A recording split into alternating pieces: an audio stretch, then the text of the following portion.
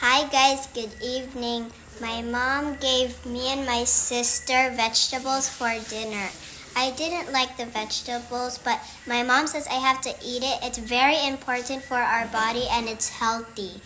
And that's what my mom said. And I'm getting ready for school for tomorrow. I'm going to wash my tumbler and take a bath. Goodbye. Ngi, ay sa oy, kuan ka nang ganahan ka mo kaon og gulay dili. No. Nganong kailangan jud kaunon ang gulay? It's healthy for the body. So from now on mo kaon na jud ka gulay. Yes. Ha? Tinuod jud ka. Yes. Apilon jud nimo kaon ang mga dahon. Yes. Bantay ka ha? Okay. Promise ka ha?